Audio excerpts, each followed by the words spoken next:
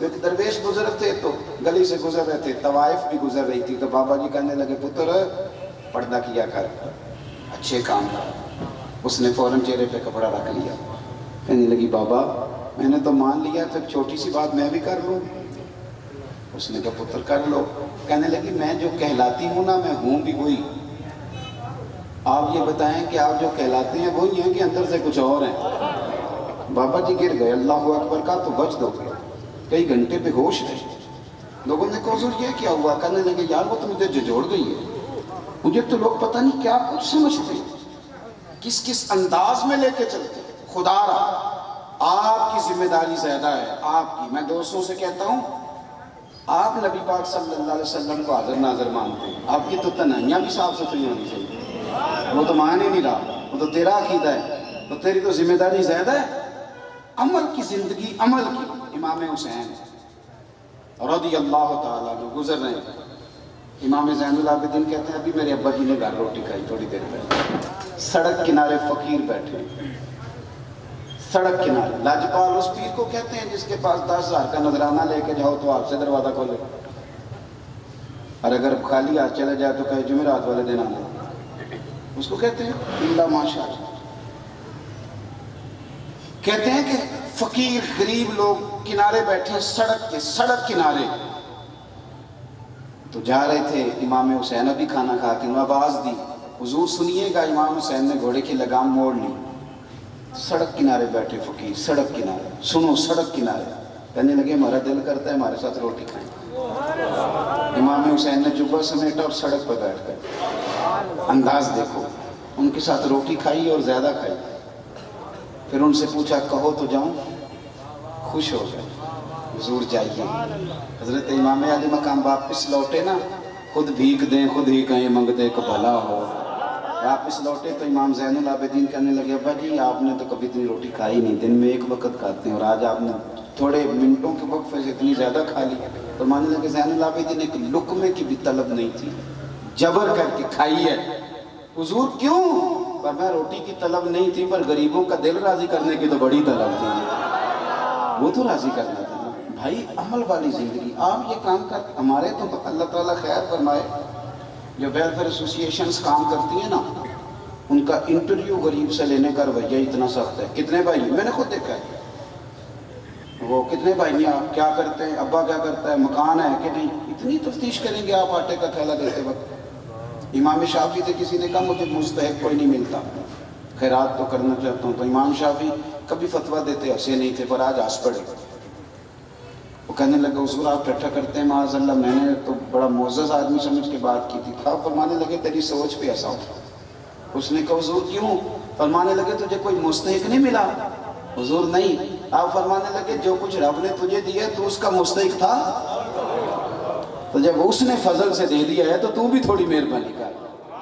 تو لوگوں کو ٹٹولتا پھرتا ہے، تھرمامیٹر لے کے گھوم رہا ہے۔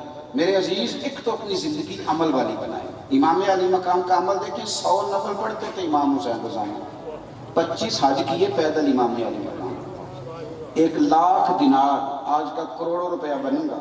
امام زین العابدین کہتے ہیں زور سے لے کر عصر تک میرے ابا نے مسجد کے دروازے پہ بیٹھ کے سارے بانٹ دیے، سارے۔ اور فرماتے اپنا کرتا پھٹا ہوا تھا، جب سارا تقسیم کر چکے تو میں نے امام علی مقام سے کہا حضور 2 دینار رکھ لیتے تو کرتا بھی نہیں آ جاتا۔ تو یہ نہیں فرمایا تو کہتا پہلے تو میں رکھ لیتا۔ فرمانے لگے تو پہلے بتاتا تو میں سوچتا، پہلے بتاتا تو میں سوچتا۔ عمل والی زندگی، خلوص والی۔ پھر ایک بات آپ سے اور عرض کروں، شاید میری طالب علم والی سوچ ہے، میرے خیال میں واقع کربلا ایک خاص حیثیت اس تعلق سے رکھتا ہے کہ کفر اسلام کی جنگیں تو فتح مکہ تک جاری رہی، حوازن تک، خیبر تک چلتی رہی، لیکن پھر اسلام جو کہ بہت زیادہ وسیع ہو گیا، رش ہو گیا، ایک معاملہ حق باطل کا بھی ہونا تھا۔ مکہ مکرمہ میں منافق کوئی نہیں تھا کیونکہ وہاں کلمہ پڑھ کے مار کھانی پڑتی تھی، لیکن مدینہ شریف میں اسلامی حکومت قائم ہوگی تو منافقوں کا ٹولہ بھی تیار ہو گیا۔ وَمِنَ النَّاسِ مَن يَقُولُ آمَنَّا بِاللَّهِ وَبِالْيَوْمِ الْآخِرِ وَمَا هُمْ بِمُؤْمِنِينَ۔ یہ لوگ آ گئے میدانوں میں، دھوکہ دیتے تھے، منافق تھے، سلسلہ چل گیا۔ حضرت ابو بکر صدیق رضی اللہ تعالیٰ عنہ کے زمانے میں کفر اسلام کی جانب جاری تھی اور حق و باطل کے مسئلے بھی شروع ہو گئے تھے. کچھ لوگوں نے کلمہ پڑھنے کے باوجود زکوٰۃ دینے سے انکار کر دیا. حضرت صدیق اکبر نے یہ نہیں کہا کہ چلو باقی تو سارے کام کرتے ہیں نا یہ بھی کر لیں گے, یہ نہیں فرمایا. یہ بات آپ نے نہیں کہی. فرمایا اچھا تم کہتے ہو زکوٰۃ نہیں دینی, تم نے یہ بات کس طرح کر دی, یہ تو اسلامی ہمارے جو شاعر ہیں ان میں سے ہیں, تم کیسے زکوٰۃ نہیں دیتے؟ حضرت عمر جیسے بندے نے بھی کہا کہ تھوڑے حالات ٹھیک ہو جائیں گے تو پھر آپ سختی کیجیے گا. تو آپ نے فرمایا عمر تجھے تیری ماں روئے, تو دین میں آ کے نرم کیسے ہو گیا ہے؟ اور حضرت صدیق اکبر نے یہ حق کا فیصلہ کیا. فرمایا جو ایک رسی بھی زکوٰۃ دیتا تھا نا نبی پاک کے زمانے میں, اگر آج نہیں دے گا نا تو میں تلوار کے ساتھ اس کے ساتھ جہاد کروں گا, تلوار کے ساتھ اس کے ساتھ جہاد کروں گا. ایک رسی زکوٰۃ دینے والا اگر پہلے آج نہیں دیتا تھا. حضرت عمر فاروق رضی اللہ تعالیٰ عنہ کے زمانے میں بھی کچھ معاملات ایسے ہیں. امام غزالی نے لکھا ہے کہ ایک نوجوان شراب چھپا کے نا اپنی چادر کی اوٹ میں حضرت عمر کے سامنے سے گزر رہا تھا, شراب چھپا کے. میں اکثر کہتا ہوں کہ آدمی کو منع کرنے والا ہو تو لوگ منع ہونے کو تیار تو ہیں, پر ہم منع کرنے کو تیار نہیں ہوتے. اگر ہمارے کہنے پہ بڑی بڑی محفلیں ہو سکتی ہیں تو ہمارے کہنے پہ داڑھی بھی پوری ہو ہی سکتی ہے, لیکن ہم کہتے ہیں مزاج ہی نہیں, اس طرف لاتے ہی نہیں. ہمارے کہنے پر اگر بڑے بڑے چندے لوگ دے دیتے ہیں تو امید ہے نمازی بھی ہو ہی جائیں گے. توجہ دلانے کی. حضرت عمر کے زمانے میں بھی یہ مسئلہ ہوا. میری باتوں کو سمجھ آ رہی ہے سارے دوستوں؟ ایک نوجوان جا رہا ہے شراب چھپائے تو سیدنا فاروق اعظم نے تلوار نکالی ہوئی. یہ کیا ہے, کدھر جا رہے ہو؟ تو وہ کہنے لگا حضور وہ نا سرکہ ہے میرے پاس, اور اندر دعائیں مانگ رہا ہے, یا اللہ آج عمر سے بچا لے, آج کے بعد شراب نہیں پیوں.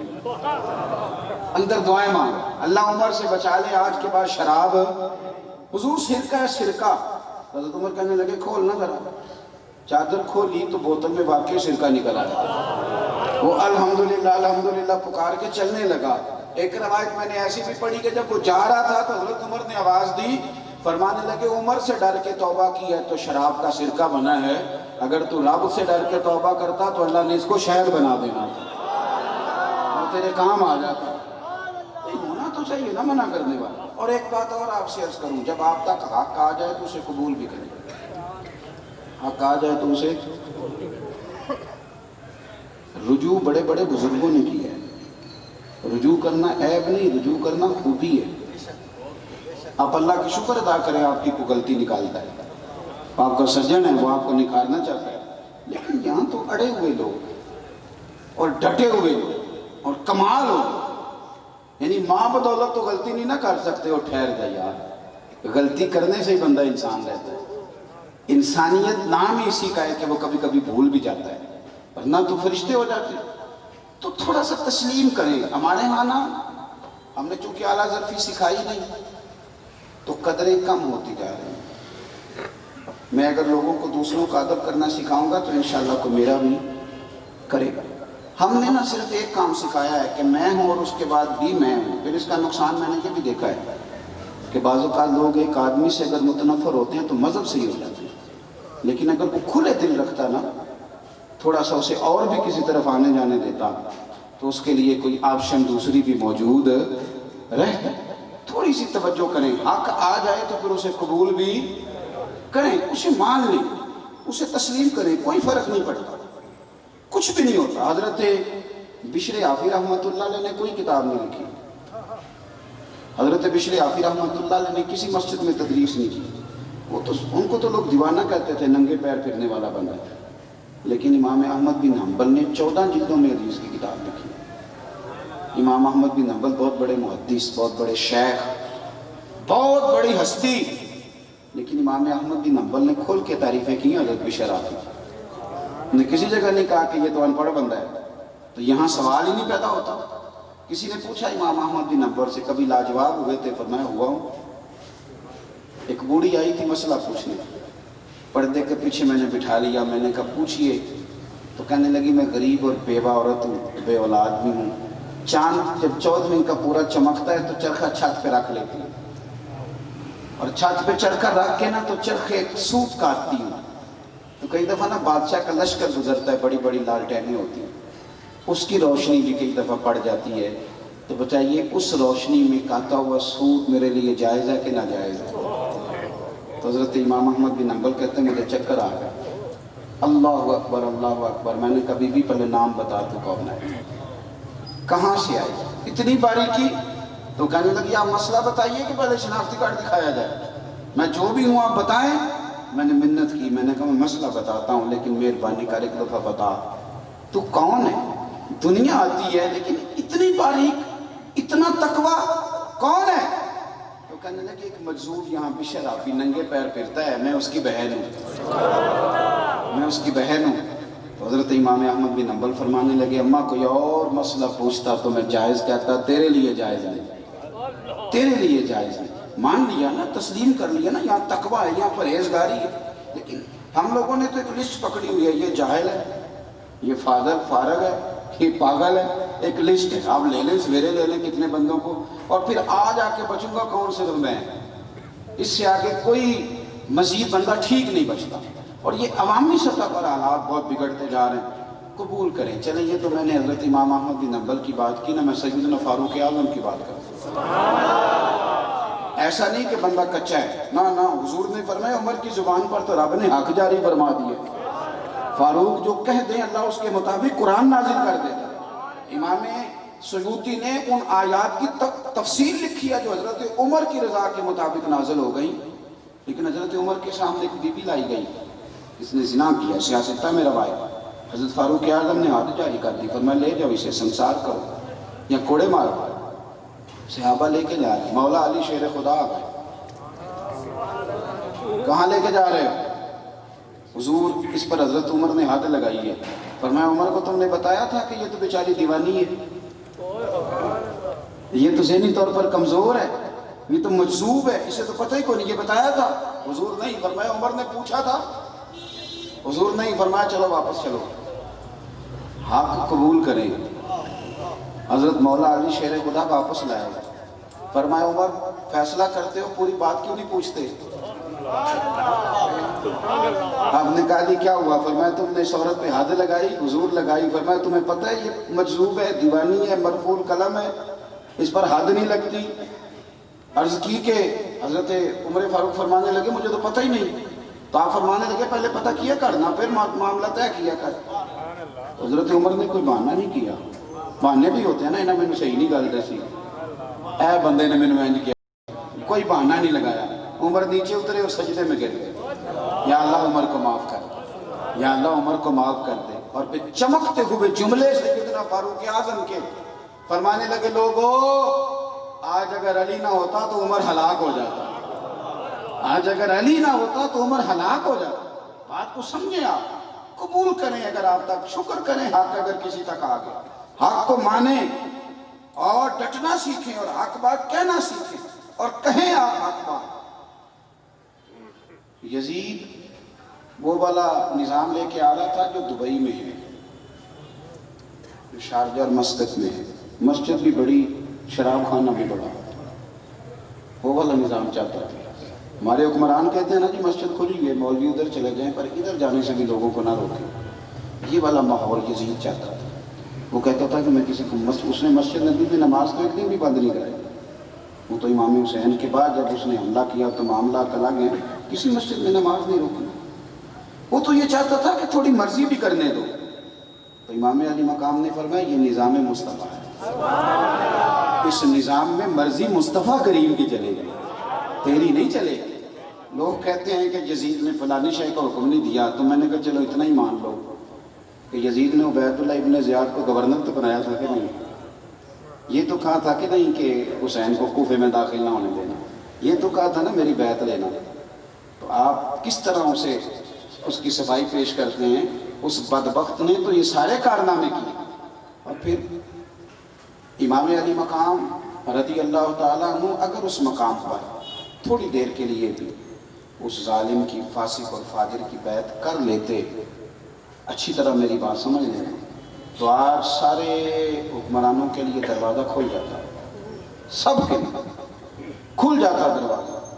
لوگ کہتے ہیں کہ جناب ہم نہیں مسلمان، مولوی صاحب آپ زیادہ عاشق رسول ہیں۔ میں نے کہا تو نرا مسلمان ہے، تو یزید تو جامع مسجد دمشق کا خطیب تھا، وہ تو جمعے پڑھاتا تھا، وہ تو پگڑی داڑھی والا تھا، وہ تو بڑے بڑے خطبے دیتا تھا۔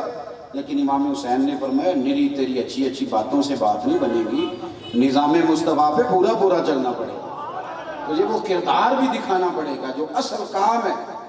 پھر چیزیں بلیک میل کرتی ہیں انسان کو، ہم انسان ہیں، کمزور پڑ جاتے ہیں۔ نبی پاک صلی اللہ علیہ وسلم نے فرمایا اولاد آدمی کو بزدل کر دیتی ہے، بڑی جگہوں پہ انسان کمزور پڑتا ہے۔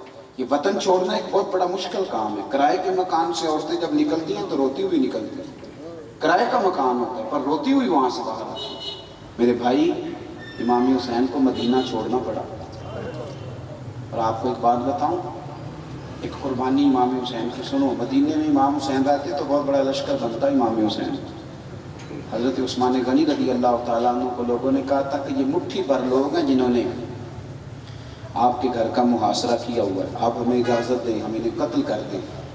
پتہ ہے تو عثمان غنی نے کیا فرمایا؟ فرمانے لگے نبی پاک صلی اللہ علیہ وسلم نے فرمایا تھا ایک مینڈا ہوگا، ایک بکرا، جس کی وجہ سے مدینے میں خون بہے گا۔ فرمایا میری جان جاتی ہے تو جائے، میں مصطفیٰ کے مدینے میں خون نہیں بہنے دوں۔ حضرت امام حسین رضی اللہ تعالیٰ عنہ کی پہلی قربانی یہ ہے کہ انہوں نے مدینے میں کسی قسم کی کوئی کسی کو بدامنی کرنے کی اجازت، وہاں سے نکلے سیدھے جا سکتے تھے مینا، 8 ذی الحج کو زور کی نماز حاجی مینا میں پڑھتے، جاتے بڑا لشکر بن جاتا، لیکن امام حسین نے فرمایا میں حج کے اجتماع کو بھی اس کام کی نظر کرنے نہیں دوں گا، قربانی دے۔ امام حسین کربلا میں آئے، اپنی بھوک سہی جاتی ہے، بچوں کی نہیں سہی جاتی، اور امام حسین کے بچے 3 دن بھوکے پیاسے رہے۔ ساری باتوں کو وہ جانتے تھے، انہیں پتا تھا کہ جنہوں نے مجھے روک لیا ان کے ارادے کوئی ٹھیک نہیں، بڑی تکلیف سے۔ ہمارے ملک میں 65% لوگ ڈپریشن کے مریض ہیں، چھوٹی چھوٹی باتوں پہ لوگ ٹینشن لے جاتے ہیں۔ میں اکثر کہا کرتا ہوں کہ یہاں کسی کا کٹا ہوا ہاتھ پھینک دیا جائے تو لوگ اٹھ کے ڈر کے دوڑ جائیں، ہاتھ خوف کھائے گا مجمع، لیکن امام حسین کا تو سر کٹ گیا۔ ہم بیان کر دیتے ہیں، آپ سن لیتے ہیں، کبھی سوچا ہے؟ ہمارے قومی جو چینل ہے نا پاکستان میں، پیمپرا نے پابندی لگائی ہے کہ کوئی لاش اگر پورا کٹ جائے نا اس کا جسم، تو قومی ٹی وی پہ اسے دکھانے کی اجازت نہیں، وہ دائرہ لگا کے دکھاتے ہیں۔ کیوں؟ قوم میں خوف پیدا ہوتا ہے، لوگ ڈریں گے، بچے ہو سکتے ہیں رات کو سوئے نہ، عورتیں پریشان ہو جائیں، قومی ٹی وی پہ دکھایا نہیں جاتا۔ میں کہہ دیتا ہوں، آپ سن لیتے ہیں، امام حسین کا وجود اطہر کربلا میں رہ گیا اور سر کوفے کے بازاروں سے ہوتا ہوا دمشق پہنچا۔ بہن کو تو بھائی کی انگلی بھیج دو تو شاید پاگل ہو جائے۔ سیدہ زینب نے سارا کچھ دیکھا، لیکن نہ مصطفیٰ کی شہزادی کا پردہ سر سے سرکا، نہ کوئی نماز قضا ہوا۔ اور یزید کے دربار میں جب سیدہ زینب پہنچی تو یزید نے چھڑی لگائی نا امام حسین کے چہرے کو، تو پھر بھی بی بی نے ہائے بھائی نہیں کی، تڑپی نہیں۔ ایک نابینا بزرگ بیٹھے تھے جنہوں نے مولا علی کے پیچھے بڑے جمعے پڑے ہوئے، وہ کہتے ہیں سیدہ نا ستون کے پاس با پردہ بیٹھی تھی تو وہاں سے اٹھی، ہماری تو بیویاں بات شروع کرتی ہیں تو اتنا روتی ہیں کہ بات کی سمجھ نہیں آتی، پیچھے سے اٹھی، پہلے اللہ کی حمد کی، پھر نانا مصطفیٰ پہ درود پڑھا، پھر کہا ان اللہ مع الصابرین، اور پھر فرمانے لگی تو کہہ رہا ہے کہ معاذ اللہ تو جیت گیا ہے اور حسین بظاہر ہار گئے۔ آپ فرمانے لگی یزید ذرا وقت بدلنے دے، ذرا حالات تبدیل ہونے دے، ذرا میرے حسین کی شہادت کی خبر عام ہونے دے، حکومت تیری ہے، نام تیرا ہے۔ اور سیدہ زینب جب تقریر کر رہی تھی نا، بات کر رہی تھی، تو وہ نابینا ساتھ والے آدمی کا گھٹنا ہلا کے کہنے لگے علی آ گئے دربار میں، یہ تو علی کی آواز، میں نے بڑے لہجے میں اثر کھول رہے ہوں جیسے، اور جبریل امی بول رہے ہوں جیسے، دربار دمشق میں سیدہ زینب کا خطاب، منبر پہ علی بول رہے ہوں جیسے۔ میرے عزیز، حضرت سیدہ زینب فرمانے لگی حکومت بھی تیری ہے، اس وقت حالات بھی تیری طرف ہیں، لیکن ذرا وقت گزرنے دے، ٹائم تھوڑا بیت لینے دے، ذکر تیرا بھی ہوگا اور لوگ تجھے شر کی علامت کے طور پر جانیں گے، اور ذکر میرے حسین کا بھی ہوگا، اور خطیب خطبوں میں درود پڑھا کریں گے۔ اپنی زندگی میں صبر صبر کا ماحول بنائیں، اپنے آپ کو صابر بنائیں، تھوڑا برداشت سیکھیں، تھوڑا حوصلہ کریں، تھوڑا ٹھہرنا سیکھیں۔ ہمارے گھروں میں کوئی لڑائی نہیں، صرف حوصلہ نہ ہونے کی جنگ ہے۔ کوئی شخص کسی کو برداشت کرنے کو تیار ہے۔ ابھی میں نے یہ تھوڑا سا سفر آپ کے اندر طے کیا ہے، یہ پنڈی کا، تھوڑا ادھر گیا ہوں گے، تھوڑا ادھر آیا ہوں، نہ موٹر سائیکل والے میں حوصلہ، نہ رکشے والے میں، نہ کار والے میں، کسی میں تھوڑا ٹھہریں، سب کو جانا ہے، اللہ موقع دے گا، حوصلہ پیدا کریں۔ پھر شروع سے اپنی بات کا خلاصہ عرض کرتا ہوں سمیٹنے سے پہلے۔ ایک تو نظریات پختہ رکھیں، کچے پکے نہ بنیں، سویرے کچھ شام کو کچھ۔ اگر آپ پکے ہیں تو بڑی بڑی آپ مہمات کو سر کر جائیں، کچے ہیں تو کچھ بھی نہیں آپ سے ہو سکے۔ اور دوسرا، زندگی عمل والی بنائیں، عمل والی، عمل والی۔ قرآن شریف پڑھا نہ جا سکے، جلدی ہو تو روزانہ زیارت ضرور کریں قرآن۔ اور وہ امتی بھی کیا امتی ہے جس نے سارا دن گزارا اور اپنے نبی پہ درود و سلام ہی نہیں پڑھا۔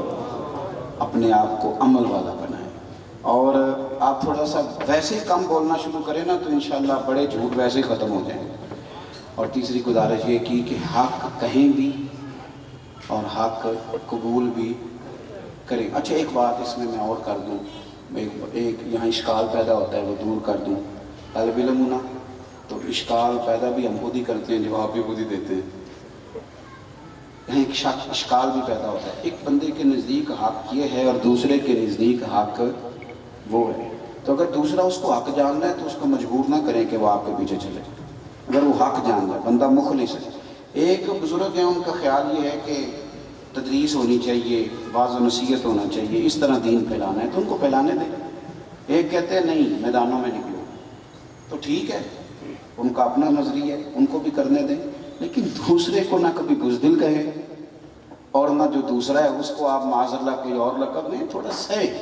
یہ سارے رنگ ہمارے بزرگوں کے۔ حضرت عمر جلالی تھے، عثمان غنی طبیعت کے بڑے نرم تھے، پر ہیں خلفائے راشدین۔ تو یہ سارے پھول ہوتے ہیں اور خوشبو اپنی اپنی ہوتی ہے۔ اور آخر میں یہ عرض کیا، تھوڑا زندگی میں صبر بھی پیدا کریں، تھوڑا حوصلہ، تھوڑا اپنی طبیعتوں کے اندر ٹھہراؤ لائیں۔ آپ یقین کریں اگر ہمارے اندر تھوڑا حوصلہ آ جائے نا، وہ دل دریا سمندر میں ڈوبے تو کون دلانیاں جانے۔ آپ یقین کریں ہماری بڑی دوستیاں بچ جائیں، بڑے رشتہ داریاں بچ جائیں، بڑا کچھ ہمارا ٹھیک ہو جائے۔ دعا کرتا ہوں جو کہہ سکا ہوں اللہ اسے قبول فرمائے، دوران گفتگو جہاں بھول گئے اللہ درگزر فرمائے۔ آخر دعوانا ان الحمدللہ رب العالمین۔